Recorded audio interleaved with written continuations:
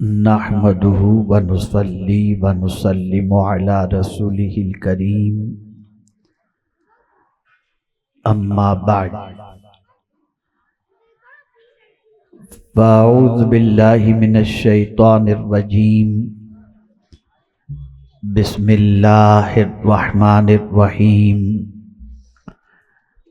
قال النبي صلى الله تعالى عليه وسلم انی ارى ما لا ترون واسمع ما لا تسمعون صدق رسول اللہ صلی اللہ تعالی علیہ وسلم۔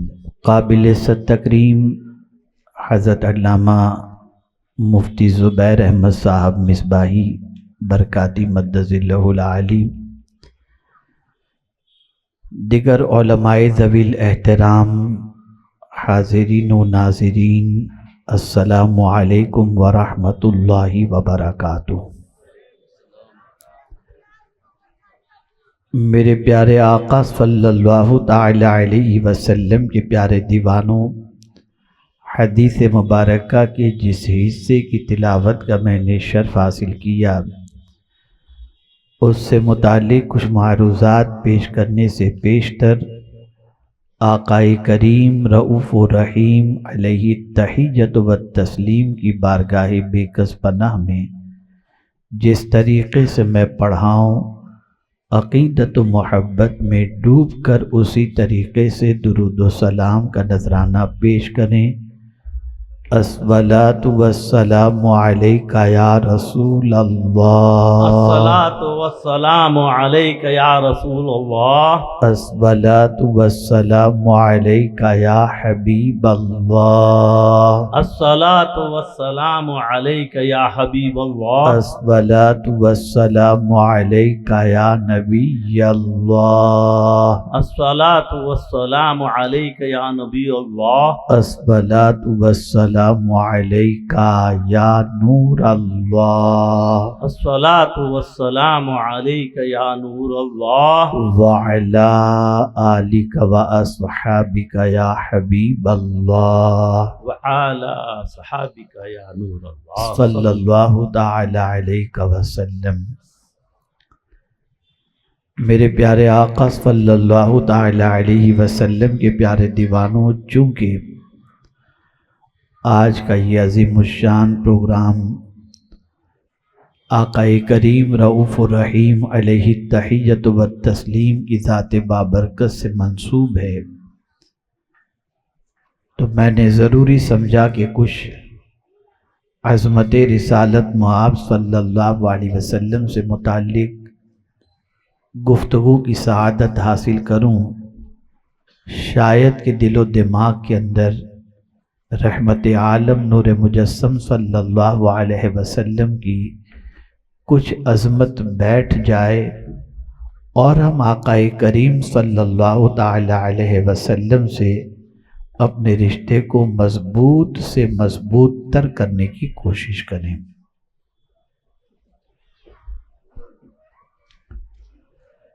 اللہ عز و جل نے انسانوں کو پیدا فرمایا، نظر آنے والے ہر انسان سملر نہیں ہے۔ بظاہر ایک انسان نظر آتا ہے، اس کے دو کان ہوتے ہیں، دو آنکھیں ہوتی ہیں، ایک زبان ہوتی ہے، دو پیر ہوتے ہیں، دو ہاتھ ہوتے ہیں، اور دماغ بھی ہر ایک کے پاس ہوتا ہے، لیکن ہم دیکھتے ہیں کہ نظر آنے والے کانوں کے اندر بھی کافی فرق ہوتا ہے، نظر آنے والی آنکھوں میں بھی کافی فرق ہوتا ہے۔ میرے پیارے آقا صلی اللہ تعالی علیہ وسلم کے پیارے دیوانوں، اسی طریقے سے آپ زمینوں کو بھی دیکھیں کہ بظاہر زمین سملر نظر آتی ہے، لیکن زمین میں بھی فرق ہوتا ہے۔ بظاہر ہر جگہ پر اللہ کا گھر نظر آتا ہے مسجد کی شکل میں، لیکن مسجد میں بھی فرق نظر آتا ہے۔ اگر ہم اپنے علاقے کی مسجد میں پڑھیں، نمازیں ادا کریں، تو ہمارے علاقے کی مسجد میں نماز ادا کرنے پر ہمیں اتنا ثواب نہیں ملے گا جتنا مسجد حرام میں نماز ادا کرنے پر ہمیں ملے گا۔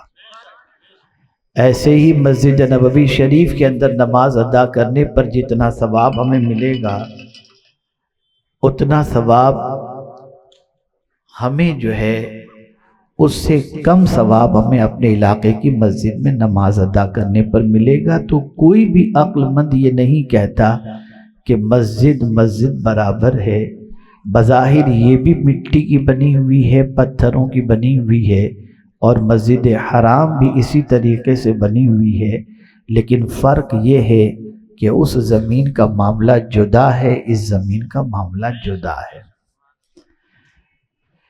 ایسے ہی ایک انسان کو اللہ عز و جل نے کان عطا فرمائے، لیکن اس کے کان کی سماعت کی کیفیت اس کان کی طرح نہیں ہے جو دوسرے انسان کو اللہ عز و جل نے سماعت عطا فرمائی۔ دونوں کے کان میں فرق یہ ہوتا ہے کہ کوئی بہت اونچا سنتا ہے، کوئی کم سنتا ہے، کوئی دور سے سنتا ہے، کوئی قریب سے سنتا ہے۔ بہت دور جانے کی بات نہیں کرتا، زندوں کے سننے میں اور مردوں کے سننے میں بھی فرق ہے۔ بے شک بے شک۔ بظاہر انسان یہ سمجھتا ہے کہ ایک زندہ انسان کی قوت سماعت زیادہ ہے اور مردے کی قوت سماعت کم ہے، لیکن میں حیران ہوں آج تک قبرستان میں جا کر سلام کرنے والے کے سلام کو مردہ تو سنتا ہے، لیکن مردے کے سلام کے جواب کو زندہ سنتا نظر نہیں آتا۔ سبحان اللہ سبحان اللہ۔ آپ ذرا سوچیں اور اندازہ لگائیں۔ میرے پیارے آقا صلی اللہ تعالی علیہ وسلم کے پیارے دیوانوں، قلت وقت کی بنیاد پر میں اپنے معافی ضمیر کو صحیح طور پر ادا نہیں کر پاؤں گا۔ مختصر سے وقت میں صرف آپ کے دل و دماغ کے اندر آج کے درد بھرے حالات کے اندر، کرب و اضطراب کے حالات کے اندر، مصیبتوں کے بادل کے منڈلانے کی سچویشن کے اندر، اور کوئی گھر ایسا نہیں ہوگا جہاں انسان کسی نہ کسی پریشانی کا شکار نظر نہ آتا ہو۔ کسی کو بیماری لگی ہوئی ہے، کسی کی بچی بن بیاہی بیٹھی ہے، کسی گھر میں اولاد کی قلت ہے، کسی گھر کے اندر سرے سے اولاد نہیں ہے، کہیں تنگ دستی کا معاملہ ہے، اور کہیں ایسا ہے کہ گھر کا گزر بسر نہیں چل پا رہا۔ ایسی سچویشن تقریباً جگہوں پر انسان کو نظر آ رہی ہے، اور ایسے حالات کے اندر انسان یہ چاہتا ہے کہ کوئی تو ہو جو ہمارا درد سنے، ہماری پریشانی کو سنے، ہماری تکلیف کو سنے، ہماری فریاد کو پہنچے۔ تو اعلیٰ حضرت عظیم البرکت امام عشق و محبت کہتے ہیں واللہ وہ سن لیں گے، فریاد کو پہنچیں گے، اتنا بھی تو ہو کہ کوئی آہ کرے دل سے۔ میرے پیارے آقا صلی اللہ علیہ وسلم کے پیارے دیوانوں، اعلیٰ حضرت عظیم البرکت نے قسم کھا کر کے کہا واللہ، اور پھر یقین کے ساتھ کہتے ہیں وہ سن لیں گے، اللہ کی قسم وہ سن لیں گے، اور پھر سنیں گے ہی نہیں، فریاد کو پہنچیں گے۔ قربان جائیے اس یقین پر، لیکن شرط یہ ہے کہ پکارنے والا حضور کو دل سے پکارے۔ میں نے حدیث کے جس ٹکڑے کی تلاوت کا شرف حاصل کیا، اس میں حضور اپنی سماعتوں کا تذکرہ فرماتے ہیں کہ آقا کریم صلی اللہ علیہ وسلم کے دیکھنے کی کیفیت اور رسول رحمت صلی اللہ علیہ وسلم کے سننے کی کیفیت عام انسانوں کی طرح نہیں ہے۔ اللہ اکبر۔ میرے آقا صلی اللہ علیہ وسلم فرماتے ہیں میں وہ دیکھتا ہوں جو تم نہیں دیکھتے، اور میں وہ سنتا ہوں جو تم نہیں سنتے۔ اللہ اکبر۔ پیغمبر رحمت صلی اللہ علیہ وسلم کیسے سنتے ہیں اور کس طریقے سے سنتے ہیں، کتنا سنتے ہیں؟ تو اللہ اکبر، خود رسول رحمت صلی اللہ علیہ وسلم ابھی فرش گیتی پر جلوہ گر نہیں ہوئے تھے، اعلان نبوت نہیں فرمایا تھا، لیکن فرماتے ہیں میں اپنی ماں کے شکم میں رہ کر لوح محفوظ پر چلتے ہوئے قلم کی آواز کو سنا کرتا تھا۔ اللہ اکبر۔ جو رسول ماں کے شکم میں رہ کر لوح محفوظ پر چلنے والے قلم کی آواز کو سن سکتے ہوں، وہ اپنے غلاموں کے فریاد کو بھی سنتے ہیں۔ اور آپ کو میں بتاؤں ایک بہت لطیف نقطہ آج آپ کی سماعتوں کے حوالے کرنا چاہوں گا تاکہ آپ محسوس کر سکیں۔ اللہ عز و جل کے بارے میں ہم جانتے ہیں کہ اللہ رب العالمین بھی ہے اور رحمان و رحیم ہے۔ اس کی بڑی عظیم صفت ہے کہ وہ رحمان و رحیم ہے۔ یہاں سمجھانا چاہوں گا، اچھی طریقے سے سمجھیں۔ اللہ جبرن کسی کو رب بنواتا نہیں ہے کہ مجھے مانو کہ میں تمہارا خدا ہوں، نہیں۔ اللہ عز و جل نے انسان کو عقل عطا فرمائی، اور پھر آپ دیکھیں اللہ جبرن کسی کو نہیں کہتا کہ مجھے خدا مانو ہی مانو، مجھے اللہ مانو ہی مانو، مجھے پالنہار حقیقی مانو ہی مانو، نہیں، مجھے معبود برحق مانو۔ جبرن اللہ نہیں جو ہے منواتا ہے، بلکہ اس کا ایک طریقہ ہے۔ اس نے انسان کو عقل عطا فرمائی، اور عقل عطا فرمانے کے بعد ہر انسان کو روزی دے رہا ہے، ہر انسان کو پانی دے رہا ہے، ہر انسان کو زندگی دے رہا ہے، اور پھر اس عقل کے ذریعے انسان کو سوچنے کا موقع دے رہا ہے۔ اے انسان ذرا سوچ تو صحیح، تجھے زندگی بھر کے لیے پال کون رہا ہے؟ تجھے سانس کون دے رہا ہے؟ تجھے زندگی کون دے رہا ہے؟ ارے نادان، ایک مہینے کے لیے تیرے پاس کوئی ملازم رہ جائے تو تو اس کو اپنا اس کا مالک اپنے آپ کو کہلانے پر فخر کرتا ہے اور چاہتا ہے کہ تیرا ملازم جسے ایک مہینے کے لیے تو تنخواہ دے اور اس سے کام لے، وہ تجھے مالک مانے۔ میں تو تجھے زندگی بھی دے رہا ہوں، میں تو تجھے پانی بھی دے رہا ہوں، میں تو تجھے ہوا بھی دے رہا ہوں، میں نے تجھے ہاتھ عطا فرمائے، میں نے تجھے آنکھیں عطا فرمائی، میں نے تجھے زمین عطا فرمائی، میں نے تجھے آسمان عطا فرمایا۔ ذرا عقل سے کام تو لے، کون ہے جو تجھے پال رہا ہے؟ تو تیرا وجدان کہے گا مجھے پالنے والا پروردگار ہے۔ تو جو پالنے والا ہے وہی عظیم ذات یہ چاہتی ہے کہ اسی کو تو اپنا معبود بنا لے اور اسی کو معبود مان لے۔ تیرا سر جھکے تو اسی کی بارگاہ میں جھکے، کسی اور کی بارگاہ میں جھکتا ہوا نظر نہ آئے۔ اسی طریقے سے اللہ عز و جل رحمان و رحیم ہے۔ اب ایک انسان اللہ کی رحمت کا احاطہ کیا کر سکتا ہے؟ خود رب فرماتا ہے وَرَحْمَتِ وَسِعَتْ كُلَّ شَيْءٍ، ہر چیز کو میری رحمت گھیرے ہوئے ہے۔ اور پروردگار نے جب قلم پیدا فرمایا تو فرمایا اے قلم لکھ، سبقت رحمتی علی غضبی، میری رحمت میرے غضب پر غالب آ گئی۔ آپ اندازہ لگائیں اللہ رب العالمین بھی ہے اور رحمان و رحیم بھی ہے۔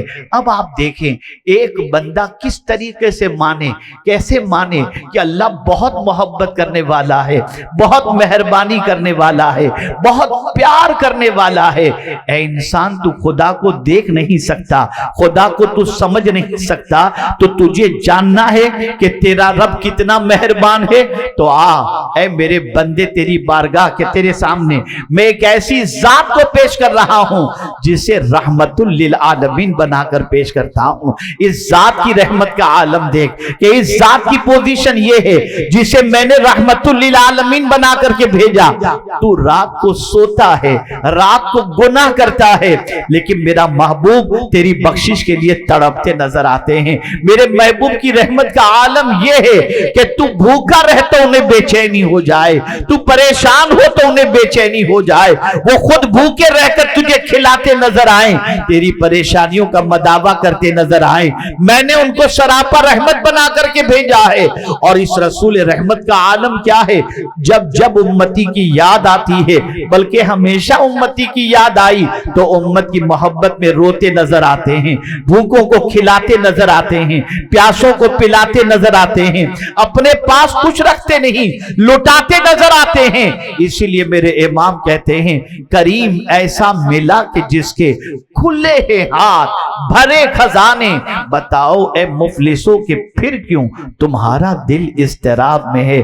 آقا رحمت للعالمین ہے، اور سرکار کی رحمت کا عالم یہ ہے کہ زمین کے اوپر بھی اگر انسان ہے تو حضور کی رحمت کے سائے میں جی رہا ہے، زمین کے اندر بھی ہے تو سرکار صلی اللہ علیہ وسلم کے جمال جہاں آرا کی رحمت میں جی رہا ہے، اور میدان محشر کے اندر بھی جب کوئی پرسان حال نہیں ہوگا تو رسول رحمت रहमत सल्लल्लाहु अलैहि वसल्लम की ज़ात बाबरकत ही होगी जो एक परेशान हाल उम्मती की नजात का सामान तैयार करते हुए नजर आएंगे। तो अब कहने का मकसद ये है कि एक इंसान जब अल्लाह की रहमत को समझना चाहता है तो मुस्तफा जाने रहमत की रहमत को देख ले कि आका कितनी रहमत भरी जिंदगी गुजार रहे हैं और कितने मेहरबान हैं, कितना रसूल आजम सल्लल्लाहु अलैहि वसल्लम अपने मानने वालों ही पर नहीं बल्कि न मानने वालों पर भी आका करीम की रहमत साया फगन है।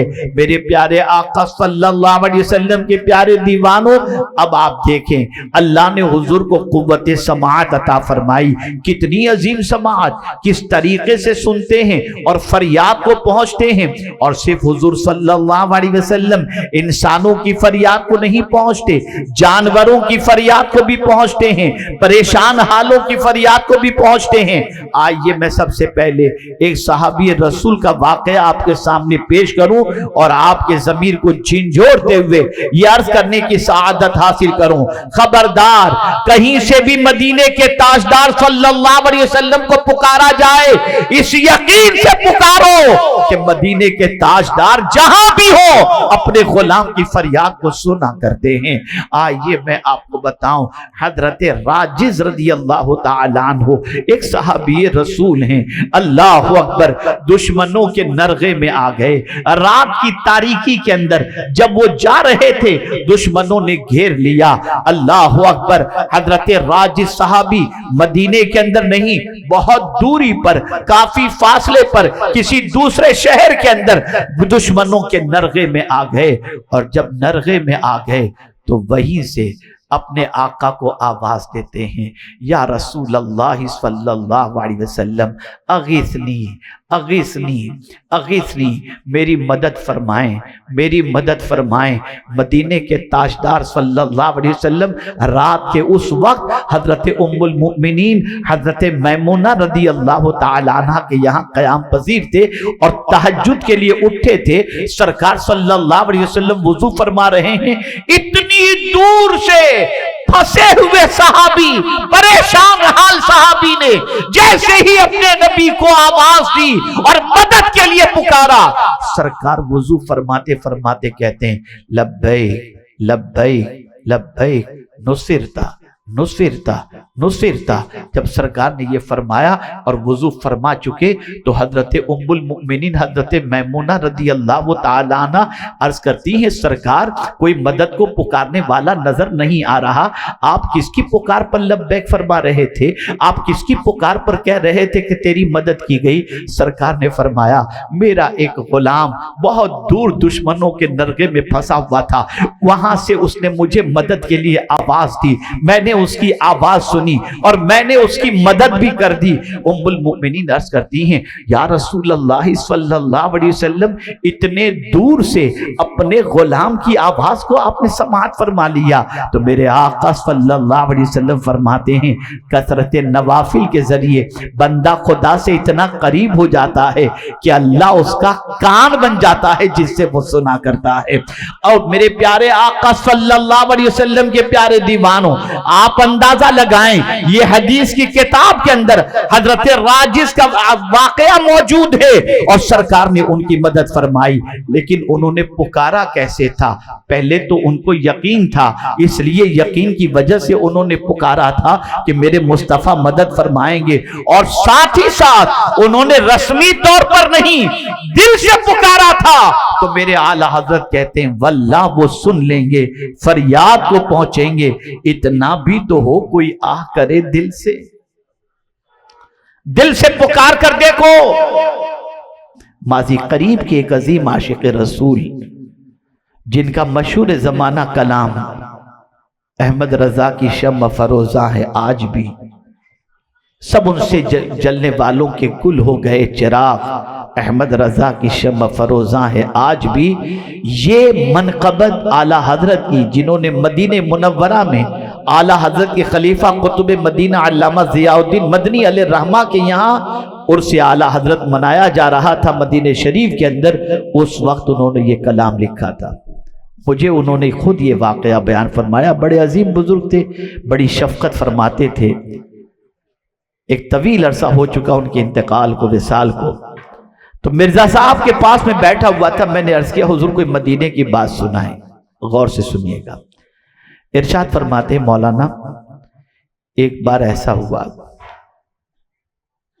کہ میں مدینے میں تھا اور شدید گرمی تھی اور دوپہر کی چلچلاتی دھوپ تھی اور وہاں پنکھوں کا انتظام کم، ہر کمرے کے اندر ایئر کنڈیشن ہی ہوتا ہے. تو فرمانے لگے کہ دوپہر کے وقت اتفاق سے لائٹ چلی گئی اور لائٹ جانے کی وجہ سے ایئر کنڈیشن بند ہو گیا.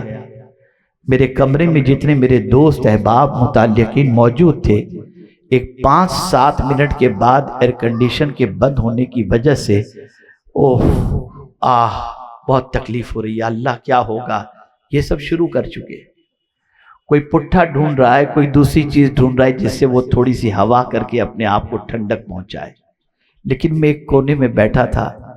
میں نے کسی سے کوئی چیز طلب بھی نہیں کی کہ مجھے پنکھا کرو، مجھے گرمی ہو رہی ہے، کچھ بھی نہیں. کافی دیر تک جب لوگوں نے محسوس کیا کہ میں کوئی شکایت اپنی زبان سے نہیں کر رہا ہوں اور میں نہ پنکھا جھیل رہا ہوں، کچھ بھی نہیں کر رہا اور خاموشی سے بیٹھا ہوا ہوں، تو میرے پاس آ کر کے کچھ لوگوں نے کہا کیا حضور آپ کو گرمی نہیں لگ رہی؟ تو میں نے قسم کھا کر کے کہا کہ مجھے گرمی نہیں لگ رہی. قسم کھا کر میں نے کہا مجھے گرمی نہیں لگ رہی. انہوں نے کہا حضور ایئر کنڈیشن بند ہے، ہوا آنے کی کوئی جگہ نہیں ہے اور آپ کہہ رہے ہیں آپ کو ٹھنڈی گرمی نہیں لگ رہی. کہا ہاں. کہا حضور ہمیں بھی تو فلسفہ بتا دیجئے کس وجہ سے آپ کو گرمی نہیں رہی، ہمیں گرمی تو شدید محسوس ہو رہی ہے. مرزا صاحب نے فرمایا جب ایئر کنڈیشن بند ہوا تم نے فریاد انسانوں سے کی، میں نے فریاد مدینے کے تاجدار سے کی. جیسے ہی ایئر کنڈیشن بند ہوا اور تھوڑی دیر کے بعد میں نے گردن جھکائی اور میں نے اپنے نبی سے عرض کیا حضور میں آپ کا مہمان ہوں، کرم کی نظر فرما دیں. بس اتنا کہنا تھا، ایسا لگتا ہے کہ گنبد خضرا سے ٹھنڈی ٹھنڈی ہوائیں آ رہی ہیں. اے رسول اعظم صلی اللہ تعالی علیہ وسلم کے پیارے دیوانوں، ذرا عشق صحیح کر کے دیکھو، محبت صحیح کر کے دیکھو، صحیح معنوں میں الفت کا چراغ سینے میں جلا کر دیکھو. جب یہ کیفیت پیدا ہوگی تب جا کر کے کہیں سے بھی پکارو گے مدینے کے تاجدار صلی اللہ علیہ وسلم کی نصرت شامل حال ہو جائے گی. اے رسول اعظم صلی اللہ علیہ وسلم کے دیوانوں، ظالم لوگ یہ کہتے ہیں کہ سرکار معاذ اللہ دور سے پکارو تو نہیں سنتے. ارے نادانوں، ابھی وجود میں دنیا میں سرکار کا جسد اقدس نہیں آیا تھا، شکم مادر میں تھے، لوح محفوظ پر چلتے ہوئے قلم کی آواز کو سنتے تھے. اور اس بات پر تو سب کا اتفاق ہے اور حیرت کی بات ہے، فریاد اگر کوئی کرے تو دشمن کہتا ہے کہ حضور نہیں سنتے، لیکن اگر حضور صحابہ کے ساتھ تشریف فرمائیں، اس حدیث کو پڑھتے بھی ہیں، پڑھ کر سناتے بھی ہیں. سرکار صلی اللہ علیہ وسلم صحابہ کے ساتھ تشریف فرماتے، کسی چیز کے گرنے کی آواز آئی تو صحابہ نے عرض کی. سرکار صلی اللہ علیہ وسلم نے صحابہ سے فرمایا تمہیں معلوم ہے یہ کس چیز کے گرنے کی آواز ہے؟ صحابہ نے کہا نہیں. سرکار صلی اللہ علیہ وسلم نے فرمایا جہنم میں ایک پتھر گرا تھا، وہ 70 سال پہلے گرا تھا، اب جا کر جہنم کی تہہ کے اندر پہنچا ہے جس کی آواز یہ آئی ہے. آپ ذرا سوچو، کہاں جہنم اور کہاں جنت اور کہاں زمین، لیکن مصطفیٰ جان رحمت کی سماعتوں کا عالم یہ ہے. اسی لیے میرے امام کہتے ہیں ہم یہاں سے پکاریں وہاں وہ سنیں. مصطفیٰ کی سماعت پہ لاکھوں سلام. یہ اتنا تفصیلی موضوع ہے کہ میں تمہید پر اگر گفتگو کرتا اور تمہیدی کلمات آپ کے سامنے پیش کرتا تو موضوع اور اجاگر آپ کے سامنے ہو جاتا اور آپ اچھی طریقے سے سمجھ پاتے. میرے پیارے آقا صلی اللہ تعالی علیہ وسلم کے پیارے دیوانوں، سرکار سنتے ہی نہیں ہیں بلکہ اگر چاہیں تو لوگوں کو سنانے کی صلاحیت بھی اللہ کی عطا سے عطا فرما دیتے ہیں۔ میں آپ کو بتاؤں، کون ہے جو کنکر کی آواز کو سن سکتا ہو؟ کون ہے جو کنکر کی بولی کو سمجھ سکتا ہو؟ لیکن آپ ذرا سوچو تو صحیح، ایک دشمن اپنی مٹھی میں کنکریاں لے کر حضور سے پوچھتا ہے کہ بتاؤ میری مٹھی میں کیا ہے؟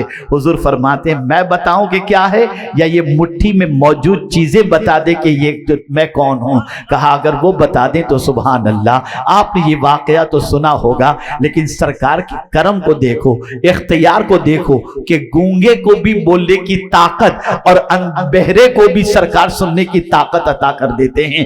آپ ذرا سوچو، کنکری بولنے کی طاقت نہیں رکھتی، لیکن حضور کے کہنے پر کنکریوں نے کلمہ بھی پڑھا، اور وہ کافر جو انسان کی بولی نہیں سمجھتا تھا وہ بھی کنکریوں کے کلمے کو سننے پر تیار ہو گیا۔ پتا چلا یہ مصطفیٰ جان رحمت صلی اللہ علیہ وسلم کو اللہ کی طرف سے عطا کردہ قوت ہے اور یہ طاقت ہے۔ اے رسول اعظم صلی اللہ علیہ وسلم کے دیوانوں، ہم ایسے دور سے گزر رہے ہیں، ایسے حالات سے گزر رہے ہیں جہاں ہمارا رشتہ نبی سے توڑا جا رہا ہے۔ دشمن ہر چیز کو تسلیم کرنے کے لیے تیار ہے، کلمہ پڑھتا ہے، محبت رسول اور نبی کا امتی ہونے کا دعویٰ بھی کرتا ہے، لیکن جب بات حضور کے اختیار کی آتی ہے، کمالات کی آتی ہے، معجزات کی آتی ہے، تو پھر کہتے ہیں نہیں نہیں نہیں نہیں، سرکار کو معاذ اللہ پکارنا شرک ہے۔ العیاذ باللہ، العیاذ باللہ۔ وہ کون ہے جو مصیبت میں حضور کو پکارتا نظر نہیں آتا؟ نادانوں، میں ایک سوال آپ کی سماعتوں کے حوالے کر کے اور خاص طور پر ان لوگوں کی سماعتوں کے حوالے کرنا چاہوں گا جو حضور صلی اللہ علیہ وسلم سے بے اعتنائی برتتے ہیں اور رسول رحمت صلی اللہ علیہ وسلم سے اپنے تعلق کو کمزور کرتے ہیں اور رسول اعظم صلی اللہ علیہ وسلم کو معاذ اللہ اپنے جیسا انسان تصور کرتے ہیں۔ میں ان سے صرف اتنا کہوں گا، ذرا سوچو تو صحیح، قیامت میں کون کام آئے گا؟ تمہارا کوئی مولوی کام نہیں آئے گا، تمہارا کوئی شیخ الحدیث کام نہیں آئے گا، تمہارا باپ کام نہیں آئے گا، تمہاری ماں کام نہیں آئے گی۔ ایک ہی ذات ہوگی جس کے جھنڈے تلے سب کو جمع ہونا ہے، اور ایک ہی ذات ہوگی جس کی سنی جائے گی۔ اسی لیے میرے اعلیٰ حضرت کہتے ہیں، سنتے ہیں کہ محشر میں صرف ان کی رسائی ہے، گر ان کی رسائی ہے لو جب تو بنائی ہے۔ اللہ اکبر۔ اے رسول اعظم صلی اللہ علیہ وسلم کے دیوانوں، قیامت میں صرف حضور کی سنی جائے گی اور سرکار صلی اللہ علیہ وسلم جو کہیں گے میرا مولا وہی کرے گا۔ آپ ذرا سوچو، اس رسول کے بارے میں اگر تم یہ کہتے ہو کہ سرکار کسی کی مدد کو نہیں آ سکتے، سرکار کسی کی مدد نہیں فرما سکتے، تو تمہارا ایمان کتنا کمزور ہے۔ بلکہ تمہارے پاس ایمان ہی کہاں ہے؟ ان کو تو بھیجا ہی اس لیے گیا کہ مصیبت زدوں کی مصیبتوں کو دور کریں، پریشان حالوں کی پریشانیوں کو دور کریں، اور وہ صرف زمین پر تھے تب ہی پریشانی دور نہیں کرتے تھے، وہ آج زمین کے اندر ہیں تب بھی پریشانی دور کرتے ہیں۔ ایک بہت سمجھنے والی دلیل آپ کے سامنے پیش کروں، کیا یہ سچ نہیں ہے کہ آج بھی اگر کوئی امتی رسول اعظم پر درود پڑھتا ہے تو سرکار صلی اللہ علیہ وسلم محبت اور دل سے پڑھے جانے والے درود کو خود سن لیتے ہیں، اور جو یوں ہی درود پڑھتا ہے فرشتے اس درود کو حضور کی بارگاہ میں پہنچاتے ہیں۔ اب میرا سوال ان لوگوں کے حوالے ہے کہ جو درود پڑھتے بھی ہیں، نماز میں بھی پڑھتے ہیں، عام طور پر بھی پڑھتے ہیں، بتاؤ یہ ایک بار درود پڑھنے پر تمہیں 10 نیکیاں ملیں گی کہ نہیں ملیں گی؟ 10 گناہ معاف ہوں گے کہ نہیں ہوں گے؟ 10 درجے بلند ہوں گے کہ نہیں ہوں گے؟ تو مجھے بتاؤ، مدد کہتے کس کو ہیں؟ پریشانی کو دور کرنا کس کو کہتے ہیں؟ ارے تم درود پڑھو تو تمہارے گناہ معاف ہو جائیں۔ اب جب نبی پر درود کا یہ حال ہے تو ذات مصطفیٰ کا عالم کیا ہوگا؟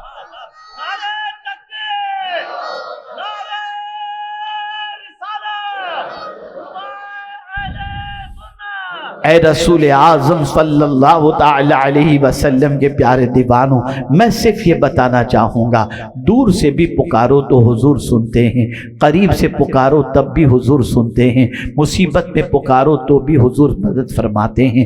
اور آپ دیکھیں جانور کر فریاد کرتے ہوئے سرکار کی بارگاہ میں آپ کو نظر آئیں گے، ان کی بھی فریاد حضور سنتے ہوئے نظر آتے ہیں۔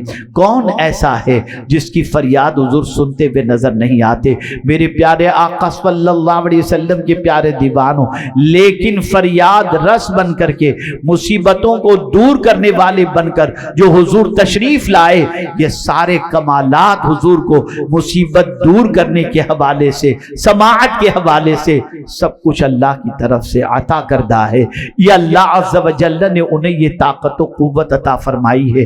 میرے پیارے آقا صلی اللہ تعالی علیہ وسلم کے پیارے دیوانوں، اور دیکھنے کا اور سننے کا عالم اللہ اللہ مصطفیٰ جان رحمت صلی اللہ علیہ وسلم کا میں کیا بتاؤں۔ میرے پیارے آقا صلی اللہ علیہ وسلم کے پیارے دیوانوں، حضرت سلیمان کے سننے کا عالم دیکھ لیجئے۔ حضرت سلیمان علیہ الصلاۃ والتسلیم جب تشریف لے جا رہے تھے اپنے لشکر کے ساتھ، بہت دور تھے۔ آپ ذرا سوچو ان کی نظر کا عالم اور ان کی سماعت کا عالم۔ دور سے ایک چونٹی نے حضرت سلیمان علیہ السلام کے لشکر کو آتے دیکھا، تو دیکھ کر کے حضرت سلیمان علیہ السلام کو اور ان کے لشکر کو ادب دیکھیے، اس نے فوراً اپنے چونٹیوں کے لشکر سے کہا، کیا کہا؟ یا ایھا النمل ادخلوا مساکنکم لا یحطمنکم سلیمان جنودہ وہم لا یشعرون۔ اے چونٹیوں، اپنی اپنی بل میں چلے جاؤ، سلیمان علیہ السلام اپنے لشکر کے ساتھ آ رہے ہیں، کہیں لاشعوری طور پر تم کو کچل نہ دیں، ان کا لشکر کچل نہ دے۔ آپ اندازہ لگائیے، چونٹی بھی جانتی ہے نبی اور اس کے لشکر جو ہے وہ کسی کو تکلیف نہیں پہنچاتے، لیکن لاشعوری طور پر کہاں چونٹی کی آواز، کہاں چونٹی کی زبان، کہاں حضرت سلیمان علیہ السلام اور ان کا لشکر۔ آپ جانتے ہیں حضرت سلیمان نے یہ آواز چونٹی کی سن لی۔ قرآن کہتا ہے فَتَبَسَّمَ ضَاحِكًا مِّن قَوْلِهَا، حضرت سلیمان علیہ السلام چونٹی کی بات سن کر مسکرا اٹھے۔ آپ ذرا سوچو، وہ سلیمان جو معراج کے موقع پر رسول اعظم کی اقتداء میں نماز ادا کرتے ہیں، وہ سلیمان علیہ السلام کے سننے کا جب یہ عالم ہے تو ان کے سردار مدینے کے تاجدار کے سننے کا عالم کیا ہوگا۔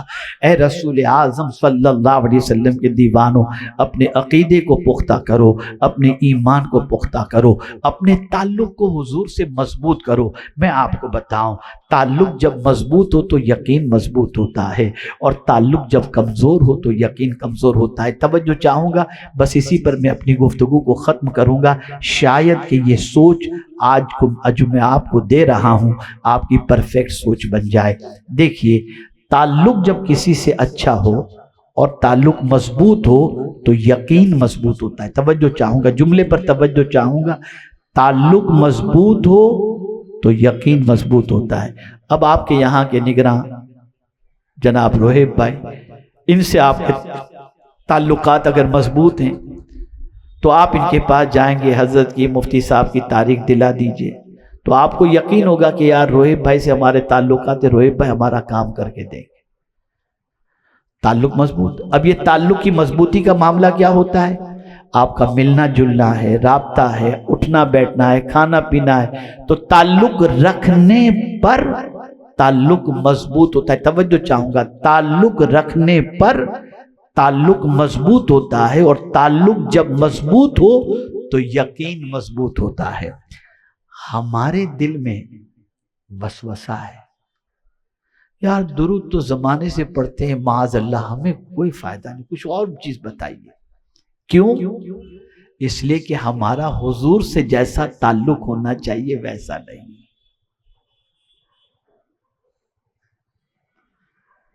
اگر تعلق مضبوط ہو تو یقین مضبوط ہوتا ہے۔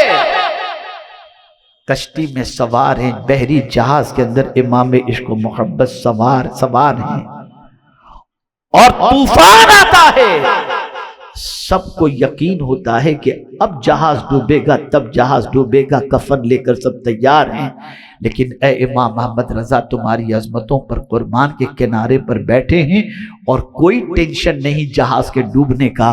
لوگوں نے کہا تمہیں ڈر نہیں لگتا؟ جہاز ہچکولے کھا رہا ہے، اب ڈوبے گا کہ تب ڈوبے گا؟ تو امام محمد رضا کا یقین بولتا ہے یہ جہاز ڈوب ہی نہیں سکتا ہے۔ کہا تم کس یقین سے کہتے ہو؟ کہا میرے نبی نے کہا تھا سواری پر سوار ہوتے وقت جو دعا پڑھ لے اس کا جہاز کبھی نہیں ڈوبے گا۔ میں نے وہ یقین کے ساتھ میں نے وہ دعا پڑھ لی ہے، میرا یقین ہے کہ جہاز نہیں ڈوبے گا۔ تھوڑی دیر کے بعد طوفان رخ پھیر لیتا ہے اور جہاز منزل کی طرف بڑھتا ہوا نظر آتا ہے۔ امام محمد رضا کا تعلق مضبوط تھا، اس لیے یقین مضبوط تھا۔ ہمارا تعلق کمزور ہے، ہمارا تعلق کمزور ہے۔ رسول سے اپنے تعلق کو اسٹرانگ کر لو، آقا سے اپنے تعلق کو مضبوط کر لو، آپ کے اندر بھی یقین پیدا ہوگا، اطمینان پیدا ہوگا، آپ کو کوئی ٹینشن ہوگا، آپ یقین کے ساتھ کہیں گے میں اپنے آقا کو پکاروں گا، میرے آقا دستگیری فرمائیں گے۔ اعلیٰ حضرت نے یوں ہی نہیں کہا واللہ وہ سن لیں گے، واللہ وہ سن لیں گے، فریاد کو پہنچیں گے، یہ بھی یقین ہے کہ فریاد کو بھی پہنچیں گے۔ شرط یہ ہے کہ اتنا بھی تو ہو کوئی آہ کرے دل سے، دل سے پکارو تو صحیح۔ دل میں پہلے ڈاواں ڈول معاملہ ہے تو کہاں سے ہوگا؟ ورنہ کون نہیں جانتا؟ ایک صحابی یا تابعی، ان کے پیر میں شدید درد تھا اور جانے کو نام نہیں لے رہا تھا۔ بڑے بڑے اطباء سے انہوں نے علاج کروایا، کسی کا علاج کارگر نہیں ہوا۔ ایک بڑے عظیم طبیب تھے، انہوں نے دیکھا تو کہا دیکھو جو تمہیں تکلیف ہے نا، اس تکلیف کا ازالہ ایک ہی چیز سے ہو سکتا ہے جس سے تم کو سب سے زیادہ محبت ہے، اس کو بلند آواز سے پکارو، تمہارا یہ درد چلا جائے گا۔ انہوں نے کہا یا رسول اللہ، اتنا کہنا تھا کہ درد ہمیشہ کے لیے ختم ہو گیا۔ دل سے پکارو، دل سے اپنے نبی سے محبت کرو۔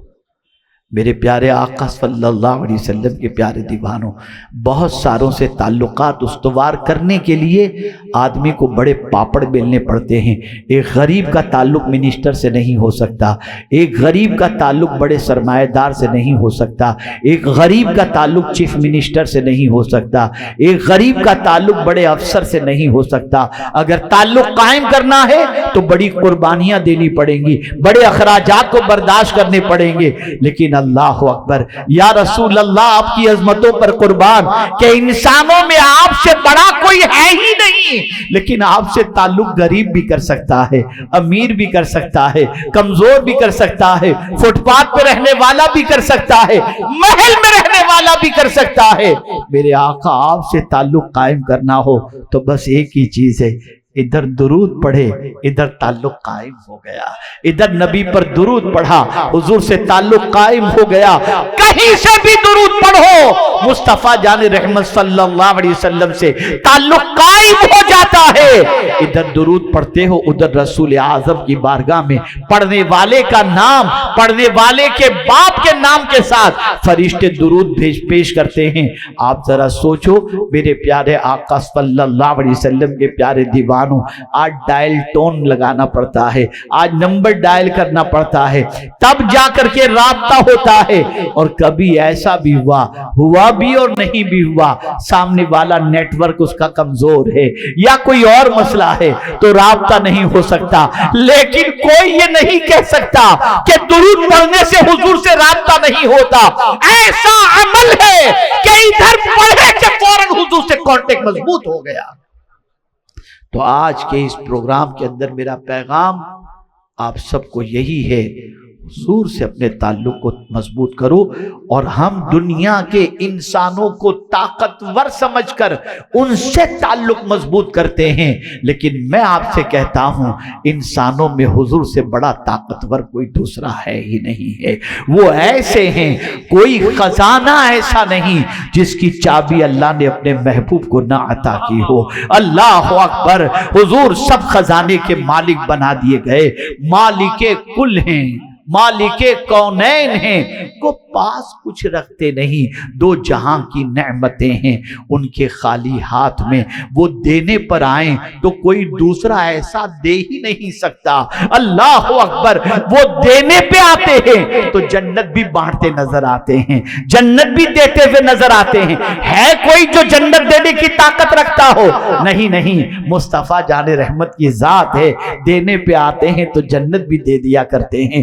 اس لیے اے رسول اعظم صلی اللہ علیہ وسلم کے دیوانوں، ضرورت اس امر کی ہے آقا سے اپنے تعلق کو مضبوط کرو، آقا کریم سے اپنی محبت کو مضبوط کرو، آقا کریم کی محبت کا چراغ اپنے گھر میں اپنے بچوں کے سینے میں روشن کرو، اور معمول بنا لو روزانہ سینکڑوں مرتبہ اپنے آقا کریم صلی اللہ علیہ وسلم پر درود کا نذرانہ پیش کرو گے، اس لیے کہ یہ بار بار درود پڑھنا بار بار حضور کی بارگاہ میں حاضری کے مترادف ہے۔ میرے پیارے آقا صلی اللہ علیہ وسلم کے پیارے دیوانوں، یہی وجہ ہے کہ صحابہ ہمیشہ حضور کے قریب رہنا چاہتے تھے، جیتے جی بھی حضور کے قریب اور مرنے کے بعد بھی حضور کے قریب رہنا چاہتے تھے۔ اچھا، میں اس سلسلے میں بات عرض کرنے سے پہلے، کل ہی عید گئی نا، ایک واقعہ مجھے یاد آ رہا ہے، میں پہلے عید سے متعلق ایک واقعہ سنا دوں۔ سیدنا غوث الثقلین رضی اللہ المولا تبارک و تعالی عنہ جیسے ہی عید کا چاند ہوتا ہے تو آپ اپنے حجرے میں تشریف لے جاتے ہیں، اور حجرے میں جانے کے بعد غوث پاک رضی اللہ تعالی عنہ بہت روتے ہیں، بہت گریوزاری فرماتے ہیں۔ لوگوں کے کانوں تک غوث پاک کے گریوزاری کی آواز پہنچ بھی جاتی ہے، اور لوگ پہنچے ہوتے ہیں چاند کی مبارکباد پیش کرنے کے لیے اور عید کی مبارکباد پیش کرنے کے لیے، لیکن غوث پاک کا دروازہ بند۔ سیدنا غوث الثقلین رضی اللہ تعالیٰ عنہ کے حجرے مبارک کے جھروکھوں سے جب لوگوں نے دیکھا تو غوث پاک بہت رو رہے تھے۔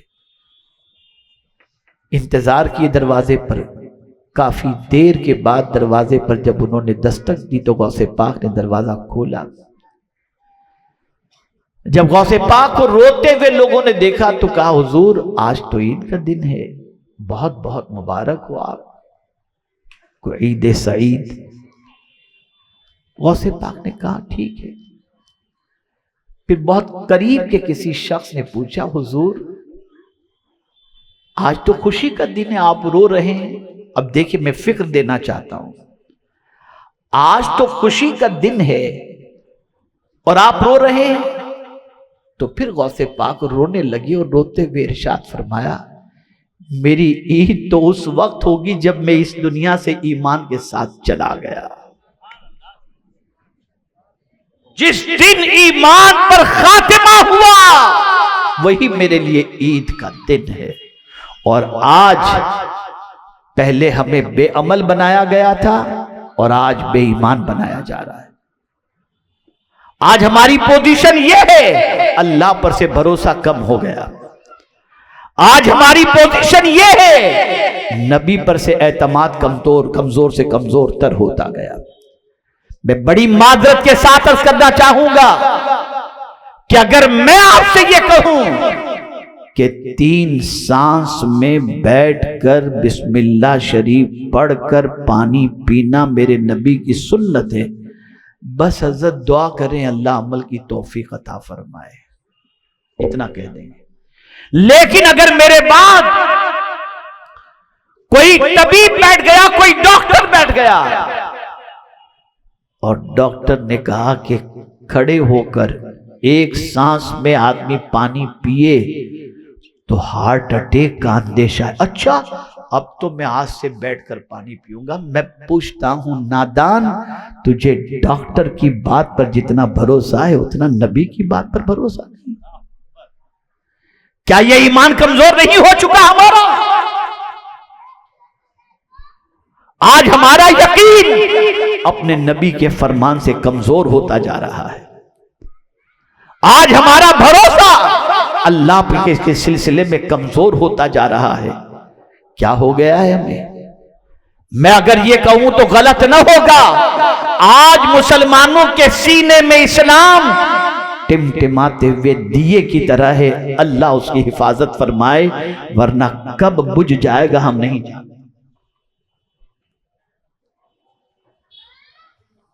تو عرض کرنے کا منشا یہ ہے، صحابہ اسی لیے جانتے تھے کہ حضور کے قدموں میں رہیں گے تو ایمان سلامت رہے گا، اس لیے وہ جینا بھی چاہتے تھے حضور کے قدموں میں اور مرنا بھی چاہتے تھے حضور کے قدموں میں۔ آپ ذرا سوچو، ذرا غور کرو، سیدنا فاروق اعظم رضی اللہ المولا تبارک و تعالی عنہ، جن کے بارے میں حضور صلی اللہ علیہ وسلم فرماتے ہیں کہ آسمان کے تاروں کے برابر اگر کسی کی نیکی ہے تو وہ عمر فاروق کی ہے، اور میرے بعد اگر کوئی نبی ہونا ممکن ہوتا تو وہ عمر ابن خطاب ہوتے۔ اتنی اونچی صلاحیتوں کے مالک فاروق اعظم، کیا وہ نہیں جانتے تھے مکہ بہت عظیم شہر ہے؟ انہوں نے مکہ بھی دیکھا تھا، مکے کی عظمتوں کو بھی جانتے تھے، مکے میں موجود خانہ کعبہ کی عظمتوں کو بھی جانتے تھے، مینا اور عرفات کی عظمتوں کو بھی جانتے تھے، مزدلفہ کی عظمت کو بھی جانتے تھے، صفا مروہ کی عظمتوں کو بھی جانتے تھے، کعبے میں نصب حجر اسود کی عظمت کو بھی جانتے تھے۔ لیکن جب میں فاروق اعظم کی فکر کو پڑھ کر کے جاننے کی کوشش کرتا ہوں کہ اے فاروق اعظم، آپ کہاں مرنا پسند کرتے ہو،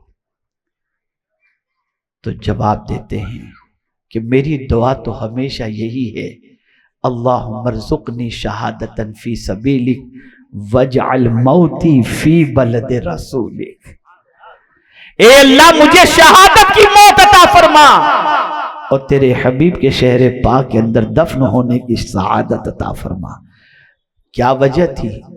وجہ سب سے بڑی یہ ہے کہ رسول کے قدموں ہی کے اندر اللہ نے سب کچھ رکھا ہے، سب کچھ حضور کے قدموں میں رکھا ہے۔ صحابہ جیتے جی بھی حضور کے قدموں میں رہنا پسند کرتے تھے اور بعد از وصال بھی حضور کے قدموں میں رہنا پسند کرتے تھے۔ اور آج کے مسلمان کی تباہی کی سب سے بڑی وجہ ایک یہ ہے کہ مسلمان حضور کے قدموں سے دور ہو رہا ہے۔ وہ تو قدم تلاش کرتا ہے ہیرو کے، کہ ہیرو چلتا کیسے ہے، ہیرو کا نقش قدم کیا ہے، اور صحابہ سرکار صلی اللہ علیہ وسلم کے نقش قدم کو دیکھتے تھے۔ اے رسول اعظم صلی اللہ تعالی علیہ وسلم کے دیوانوں، تو ضرورت اس امر کی ہے اپنے نبی سے تعلق کو مضبوط کرو، اور دنیا جانتی ہے کہ جب تک مسلمانوں کا تعلق اپنے نبی سے رہے گا اس قوم کو کوئی شکست نہیں دے سکتا۔ انہیں نبی کے قدموں سے دور کر دو، نبی کی محبت کا چراغ گل کر دو، یہ قوم خود بخود تباہ ہو جائے گی۔ اس لیے کہ وہ قرآن کو ہم سے زیادہ جانتے ہیں، دشمن اچھی طریقے سے قرآن پڑھتا ہے، وہ ہماری کامیابی اور کامرانی کے سارے راز کو جانتا ہے۔ قرآن کہتا ہے لَأَغْلِبَنَّ أَنَا وَرُسُلِي، میں اور میرے رسول ہی ضرور غالب ہوں گے۔ جو حضور کے قدموں میں رہے گا اللہ انہیں بھی غلبہ عطا فرمائے گا۔ تو اے رسول اعظم صلی اللہ تعالی علیہ وسلم کے دیوانوں، سرکار سے اپنے تعلق کو مضبوط کرو، حضور صلی اللہ علیہ وسلم کی محبت کے چراغ کو اپنے سینے میں روشن کرو، اور اپنی اولاد کو بھی آقا کریم صلی اللہ علیہ وسلم کی محبت پلاؤ، اور انہیں عشق مصطفیٰ صلی اللہ علیہ وسلم کا جام پلاؤ۔ یاد رکھیں کچھ عشق ایسے ہوتے ہیں جو بے چین کر دیتے ہیں، لیکن حضور کا عشق ایسا ہے کہ بے چین کو قرار کی دولت عطا کرتا ہے۔ اسی لیے میرے اعلیٰ حضرت کہتے ہیں ان کے نثار کوئی کیسے ہی رنج میں ہوں، جب یاد آ گئے ہیں سب غم بھلا دیے ہیں۔ آقا کریم صلی اللہ علیہ وسلم کی یاد سب غم کو بھلا دینے کا ذریعہ ہے، سب غم سے نجات کا ذریعہ ہے۔ اسی لیے تو اعلیٰ حضرت کہتے ہیں تنکا بھی تو ہمارے ہلائے سے نہیں ہلتا، ہم اگر تنکا ہلانا چاہیں تو نہیں ہل سکتا، تم جو چاہو تو ہو جائیں ابھی کوہ محن پھول۔ اگر میرے آقا آپ چاہیں تو غموں کا پہاڑ بھی پھول کے اندر تبدیل ہو جائے۔ حضور کے چاہے سے سب کچھ ہوتا ہے۔ بس ایک آیت یاد آ گئی، اس آیت کی روشنی کے اندر حضور کی چاہت کی بات میں آپ کو بتا دوں۔ آپ ذرا سوچیں، صحابہ کرام علیہم الرضوان کی نگاہوں کے اندر ایک آیت بڑی امید افزا تھی، لا تقنطوا من رحمت اللہ، اللہ کی رحمت سے نا امید مت ہو۔ لیکن جب صحابہ نے اہل بیت سے پوچھا کہ آپ کی نگاہوں میں امید افزا آیت پورے قرآن کی کون سی ہے، تو کہتے ایک آیت ہے وَلَسَوْفَ يُعْطِيكَ رَبُّكَ فَتَرْضَىٰ، ان قریب آپ کو آپ کا رب اتنا عطا کرے گا کہ آپ راضی ہو جائیں گے۔ تو اہل بیت کہتے ہیں ہماری نگاہوں میں یہ آیت کریمہ بہت ہی حوصلہ افزا ہے اور امید افزا ہے، اس لیے کہ حضور اس وقت تک راضی ہو ہی نہیں سکتے جب تک کہ ان کا ایک امتی بھی جہنم میں ہے۔ خود حضور نے کہا اذا لا ارضى واحد امتی فی النار، میں اس وقت تک تو راضی ہوں گا ہی نہیں جب تک کہ میرا ایک امتی بھی جہنم میں ہے۔ اور اللہ فرماتا ہے میرے محبوب تم کو اتنا دوں گا کہ تم راضی ہو جاؤ گے۔ اور حضور کیا چاہتے ہیں؟ مولا تم مجھے خوش کرنا چاہتا ہے، میرے سارے امتیوں کو جنت میں بھیج دے، میں خوش ہو جاؤں گا، میں خوش ہو جاؤں گا۔ تو اے رسول اعظم صلی اللہ علیہ وسلم کے دیوانوں، سرکار صلی اللہ علیہ وسلم سے اپنے تعلق کو مضبوط کرو، رشتے محبت کو استوار کرو، اور آقا کریم صلی اللہ علیہ وسلم کی یاد کو اپنا اوڑھنا بچھونا بنا لو، انشاءاللہ دنیا بھی کامیاب اور آخرت بھی کامیاب۔ انہی کلمات خیر پر میں اپنی گفتگو کو ختم کرتا ہوں۔ اللہ سب سے پہلے مجھے عشق مصطفیٰ صلی اللہ علیہ وسلم میں مچلنے کی توفیق عطا فرمائے، اور پروردگار جل جلالہ حضور مفتی اعظم ہند علیہ رحمت و رضوان کے اس شعر کی روشنی میں کہ سرشار مجھے فرما ایک جام لبالب سے تا حشر رہے ساقی آباد یہ میخانہ، آقا اپنی محبت کا جام ہمیں پلا دیں اور ہم بھی محبت رسول میں مست ہو جائیں۔ اللہ تعالی ہم سب پر کرم کی نظر فرمائے۔ وما علینا الا البلاغ المبین۔ السلام علیکم ورحمۃ اللہ وبرکاتہ۔